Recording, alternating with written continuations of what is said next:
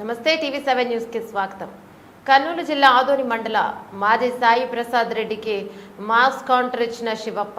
ఆదోని మండల పరిధిలో దొడ్డినగేరి గ్రామంలో ఎమ్మెల్యే డాక్టర్ పార్థసారథి వీధి వీధి తిరిగి గ్రామ ప్రజలతో సమస్యలను అడిగి తెలుసుకున్న ఎమ్మెల్యే డాక్టర్ పార్థసారథి కార్యక్రమంలో ఆదోని మండల తెలుగుదేశం సీనియర్ నాయకుడు రంగస్వామి, ఆదోని మండల నాయకులు బీజేపీ ఉషరాజు, హెచ్ రాజు, పెద్దతుంబలం ఎస్ఐ మహేష్ కుమార్, దొడ్డేనగేరి గ్రామ కూటమి నాయకులు, ప్రజలు తదితరులు పాల్గొన్నారు.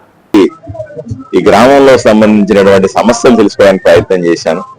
ఇల్లు తిరిగాం, ప్రతి వీధిలో కూడా సమస్యలు తెలుసుకున్నాం. నీళ్లకు సంబంధించిన పెద్ద సమస్య ఇక్కడ కనపడతా ఉంది. దాంతో పాటుగా డ్రైనేజీకి సంబంధించిన సమస్య, కాలువలు క్లీన్ చేయలేకపోవడం ఉన్న సమస్య, కొంతమంది ఇల్లు లేవంటున్నారు, కొంతమంది స్థలాలు లేవంటున్నారు. ఇలా రకరకాల సమస్యలు చెప్తా ఉన్నారు ప్రజలందరూ కూడా.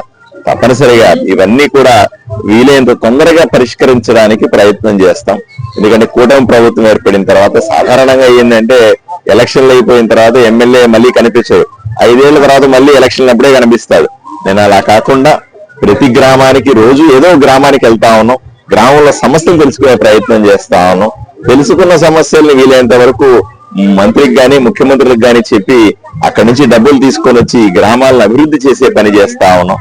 ఇది నిరంతరం సాగే ప్రక్రియ. ప్రజలు ఎక్కడ కూడా అధైర్యపడకుండా రాబోయే మంచి రోజులు ఉన్నాయన్న విషయాన్ని తెలుసుకోవాలని కోరుకుంటాం.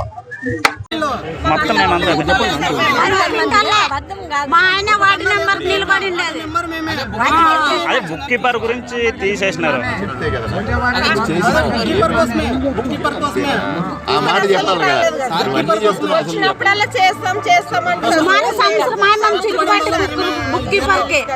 సంవత్సరం మీ చుట్టూ తిరుగుబట్టే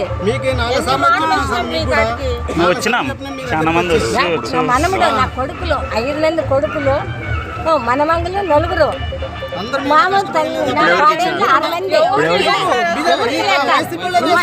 ఇంకా వాళ్ళే చేస్తున్నారు. మనం ఈ తరం కష్టపడే ఇప్పుడు అన్నట్ల ఇంకా నీ చరిత్ర బయటికి పెడతాను. నీ తండ్రి కొడుతుంది, నీ చరిత్ర బయటికి పెడతాను. మా ఎమ్మెల్యేనే కానీ ఇంకొకసారి మీరు ప్రెస్ మీటింగ్లారా డబ్బులు అడుగుతాడు, ఆడు తింటాడు, ఈడి తింటాడు అని చెప్తే అమాయ ప్రజలు కొంతమంది నమ్ముతారు.